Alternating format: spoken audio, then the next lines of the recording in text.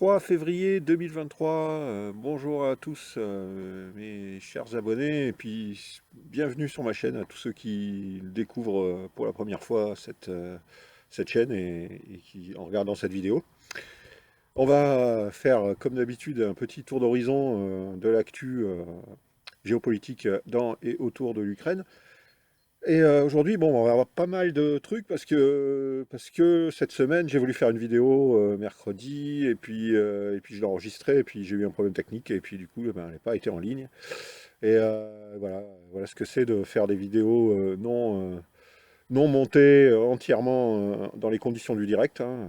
Comme vous pouvez le voir, cette vidéo, il n'y a aucun montage. Je fais ça, j'enregistre et puis je vous livre mes pensées sans, sans montage. Voilà. Et bien donc du coup, bon bah, on va reprendre un peu ce que j'avais dit dans la vidéo de mercredi que personne n'a vu, et pour cause. Et, euh, et donc on va reprendre un peu donc ce qui s'est passé depuis la dernière vidéo qui date déjà de dimanche. Alors, on a eu le dernier rapport de la Rand Corporation. La Rand Corporation, c'est une officine des néocons, hein. C'est un peu le Deep State. C'est le Deep State, hein. Évidemment, c'est un think tank qui représente donc l'État profond. Mais c'est une faction du Deep State, de l'État profond. C'est la faction qui est représentée par le Pentagone et la CIA. Ils sont très puissants à l'intérieur de la Rand Corporation. C'est un peu cette faction-là. Et de l'autre côté, on a la faction beaucoup plus belliciste des néocons qui sont autour de Joe Biden, on va dire les Blinken, et puis évidemment les vieux, tous les vieux requins de la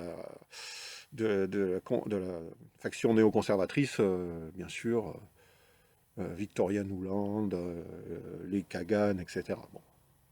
Vous voyez, et donc la Rand Corporation, dans son dernier rapport, nous dit que bon, les résultats du conflit en Ukraine sont bons, la Russie est affaiblie, etc. Mais l'Ukraine aussi est affaiblie, puis l'OTAN, enfin, oui, l'OTAN est affaiblie aussi, donc il faudrait peut-être pas trop que ça dure, il faudrait essayer de trouver une voie de sortie, une négociation, etc. On sent que, bon, on voit la défaite arriver, hein, du côté de la Rand Corporation. Mais de l'autre côté, on a l'autre faction du Deep State qui dit non, non, il faut pas arrêter, il faut continuer à engranger, à donner des aides à l'Ukraine pour qu'elle continue, etc. Et c'est ce qui d'ailleurs, on verra plus tard, Biden a fait. Et, euh, et donc il y a une lutte entre les deux factions. Donc il y a une faction qui voudrait passer à la table des négociations parce qu'elle voit très bien que l'Ukraine ne gagnera pas ce conflit et n'a aucune chance de le gagner. Et l'autre faction qui est complètement belliciste et va en guerre jusqu'au dernier, jusqu'à la dernière limite, qui elle ne veut rien entendre. Voilà, alors bon, on verra ce que ça donnera. Sinon, alors il y a eu cette frappe donc israélienne sur l'Iran. Alors il paraîtrait apparemment, d'après toutes les sources qu'on peut avoir, que eu une facilité, j'allais dire, c'est un anglicisme, une usine donc de fabrication de drones qui sont les mêmes que ceux qu'on retrouve en Ukraine, donc œuvrant pour la Russie, a été touchée. Et donc là, on peut voir encore une fois les néocons à la manœuvre. Parce que, évidemment, Bibi Netanyahou, nouveau président, enfin, nouveau Premier ministre plutôt, israélien, fait partie des néocons. C'est un Israélo-américain et il est entièrement dans la faction néocon la plus belliciste. Et donc on lui a fait comprendre qu'il serait bien qu'il aille bombarder un peu l'Iran avec des drones, voilà. Que ça servirait bien les intérêts de l'État profond. Et il l'a fait. Donc il l'a fait puisqu'il est là pour ça, il est là pour servir ses maîtres. Et bon, bah, l'idée derrière, évidemment, alors l'idée, c'est sûr, c'est de séparer Israël de la Russie. On sait qu'Israël a beaucoup de liens avec la Russie parce qu'une grosse partie de la population israélienne est d'origine russe. et donc est assez attaché à ses racines, et donc a plutôt tendance à défendre la Russie, ce qui fait que ça met le pouvoir israélien un petit peu en porte-à-faux entre sa dépendance aux États-Unis et le fait qu'elle veut rester en bon terme avec la Russie parce que une bonne partie de l'électorat israélien est plutôt pro-russe. Et là, donc, il fallait à tout prix que ça soit entériné que Israël est du côté otanesque, hein. Donc, pour rendre les relations entre Israël et la Russie plus lointaines et plus tendues et plus mauvaises, quoi de mieux que de pousser Israël à attaquer un des alliés de la Russie. Donc voilà, c'était mon idée par rapport à ça, et je pense que je suis pas loin de la réalité. Voire j'y suis tout à fait. Alors voilà, on va passer, on va continuer. On va essayer de passer assez vite parce qu'il y a pas mal d'infos, et je voudrais pas faire une vidéo d'1 heure quand même. Alors, Poroshenko, l'ancien président ukrainien, prédécesseur de Zelensky, Poroshenko, qui a été élu, c'est un oligarque, hein, oligarque du chocolat, là, comme l'appelait mon vieil ami, et à son âme, Alain Médajam, porc au choco, le porc au choco, en 3 mots. Voilà, c'était un des oligarques spécialisés dans le chocolat, dans les friandises, etc. Et donc qui a une fortune considérable, et qui a été élu donc suite au coup d'État du Maïdan en 2015. Et c'est lui qui a lancé d'ailleurs la guerre contre le Donbass, hein, et qui avait fait des déclarations extrêmement haineuses envers la population du Donbass. Bon, je ne vais pas revenir dessus. Donc Poroshenko, ancien président ukrainien, prédécesseur donc, de Zelensky, a déclaré que les accords de Minsk, c'était pour gruger les Russes et essayer de gagner du temps pour reconstituer l'armée ukrainienne, qui a été bien entamée par le conflit contre les républiques du Donbass. Et donc on voit bien que, bon, après Merkel, qui l'a déclaré 2 fois, Hollande qui en a remis une couche, qui a déclaré lui aussi, un média ukrainien, que donc les accords de Minsk étaient bidons en fait, ce n'était qu'une ruse pour tromper Poutine. Je crois un autre ministre ukrainien qui en a parlé aussi. Ça fait beaucoup de personnes qui se vantent d'avoir à gruger Poutine sur cette histoire d'accord de Minsk. Moi, je pense que ces gens sont mandatés pour essayer de rendre toute négociation avec la Russie impossible. Ils sont mandatés par la faction belliciste, hein, des néocons, et l'idée, c'est que il faut à tout prix faire comprendre à la Russie qu'elle ne va absolument pas avoir confiance dans les Occidentaux ni dans les Ukrainiens pour la moindre négociation.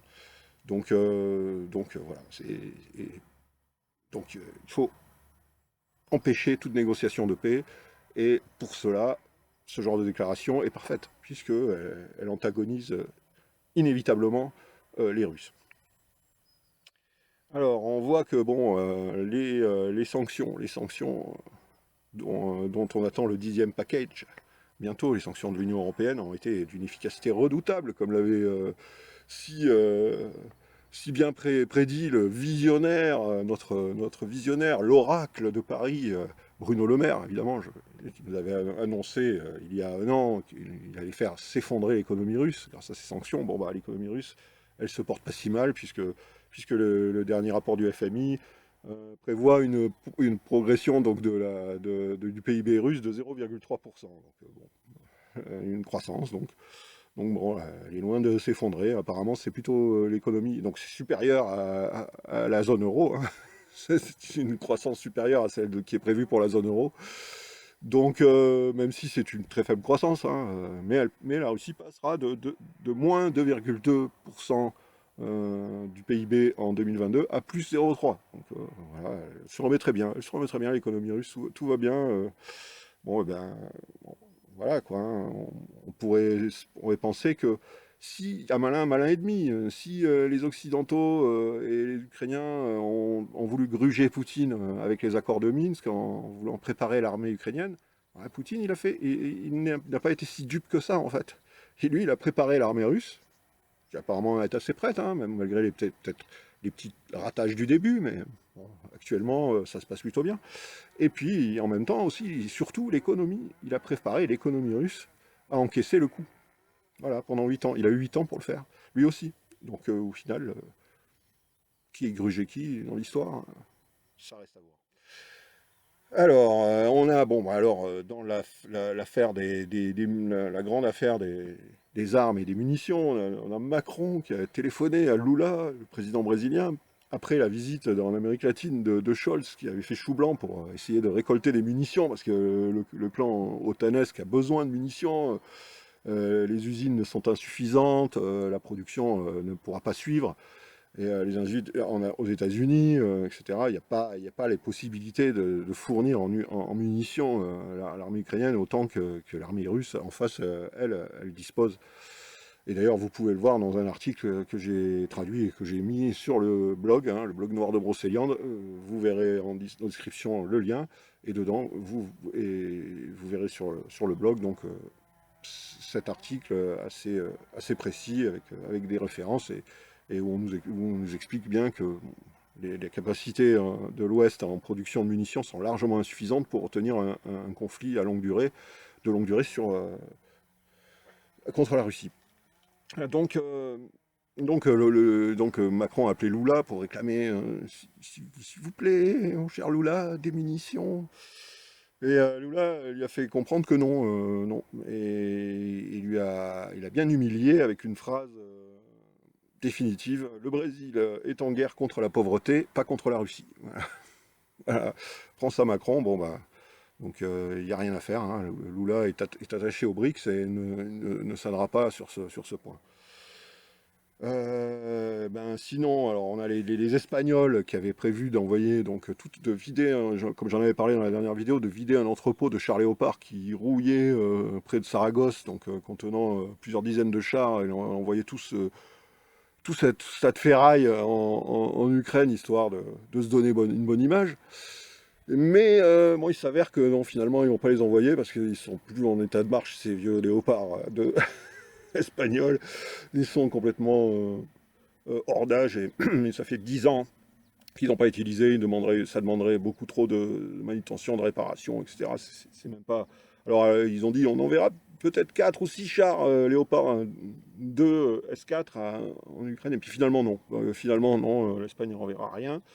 La Grèce aussi, le président grec a fait savoir que non, le Premier ministre grec a fait savoir que non, la Grèce n'enverra pas de chars Léopard, parce que la Grèce en a besoin au cas où la Turquie serait trop agressive. La Grèce est tendue par rapport à la Turquie, donc bon, la réalité c'est pas ça, c'est que les derniers envois d'armes euh, de Grèce, hein, qui a envoyé plusieurs avions remplis d'armes en Grèce, n'ont pas été très bien perçus par la population grecque, qui est plutôt russophile, et pour des raisons de communauté religieuse, orthodoxe, etc., donc, qui n'aime pas cette guerre et qui n'a pas du tout apprécié, et ça nuit à la popularité du gouvernement. Donc les élections en Grèce approchent, hein, vers le printemps ou le début de l'été.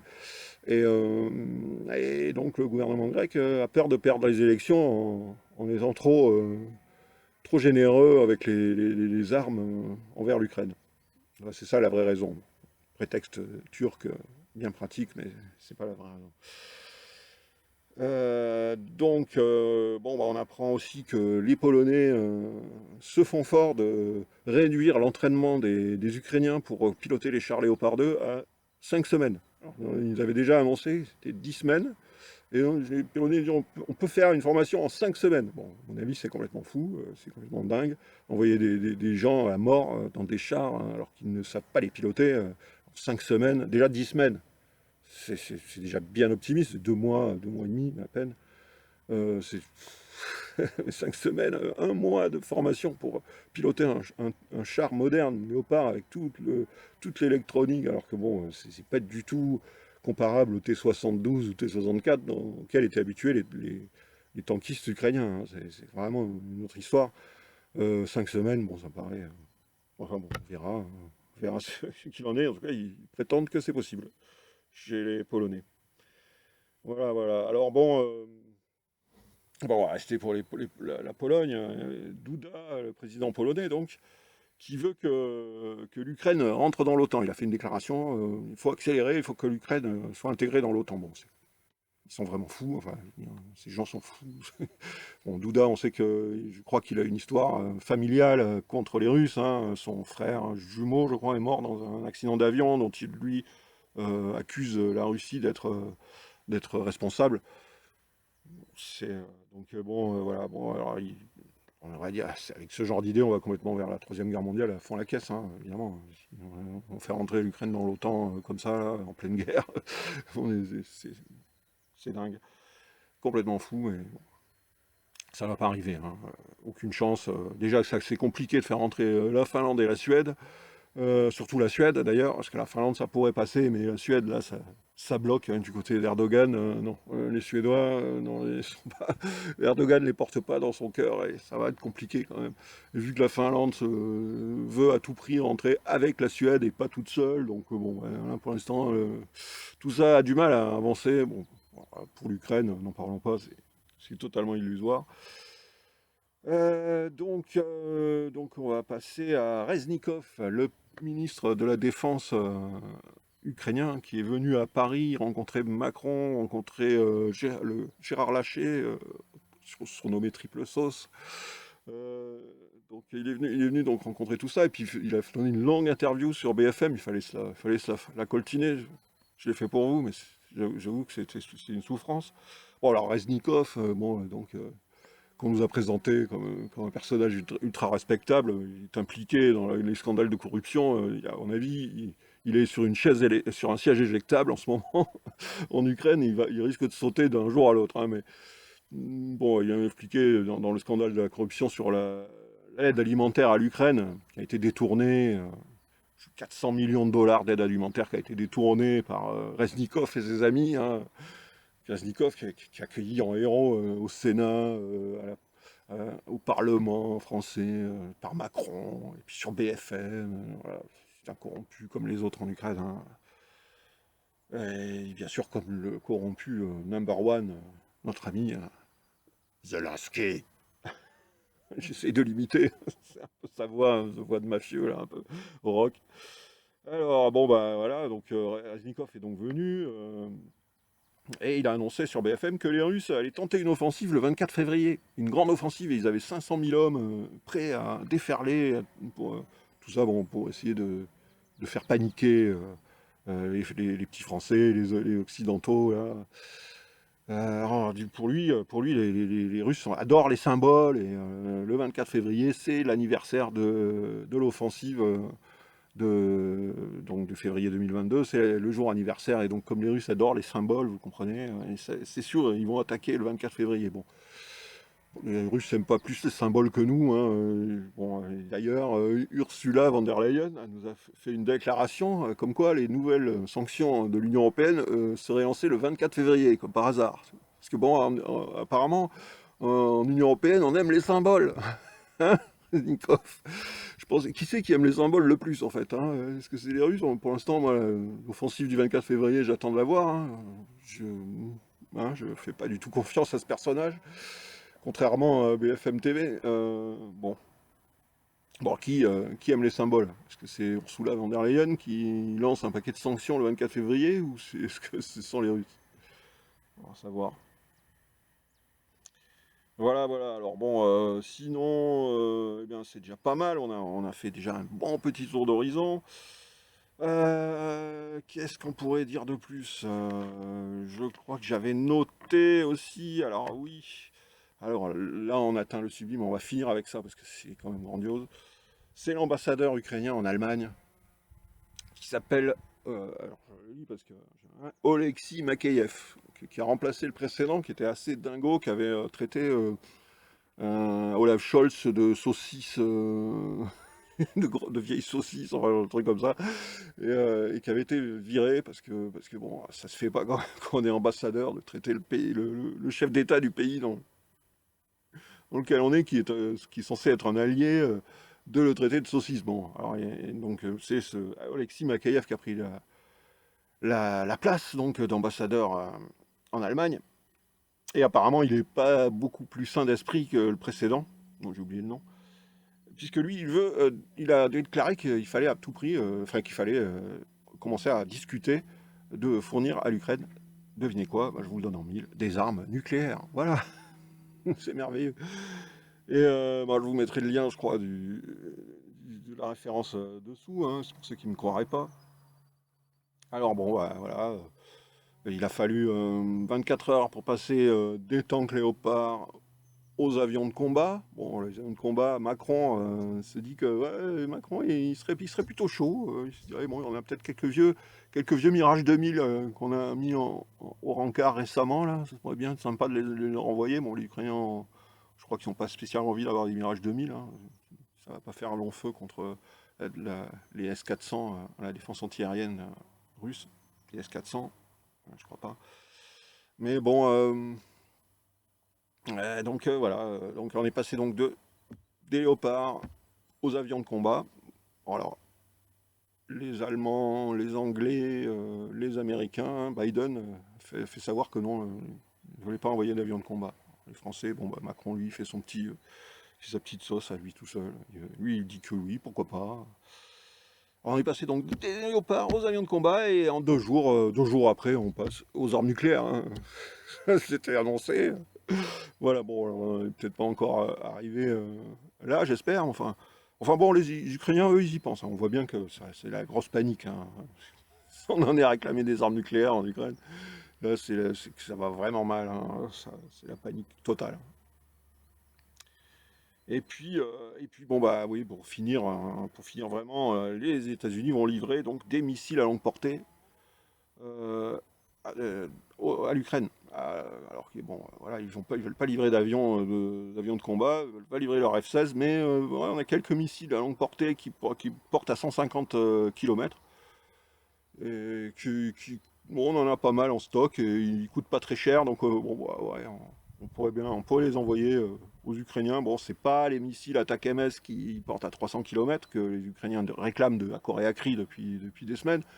Mais c'est des missiles qui portent à 150 km, hein, quand même. Alors bah, Lavrov a fait savoir que bon, bah, si les Occidentaux livraient des missiles à longue portée aux Ukrainiens, bah, les Russes avanceraient pour faire reculer les Ukrainiens et pour sécuriser leur position. Logique. Donc voilà, on va. C'est le conflit en Ukraine, tel qu'il est. Voilà, bon, j'ai pas tout, j'ai pas survolé absolument tous les événements, mais bon, j'en ai fait pas mal en 20 minutes, hein. Donc on va s'arrêter là. Je vous dis merci pour vos likes. Si vous avez aimé cette vidéo, n'hésitez pas à mettre un pouce bleu. Merci pour votre soutien.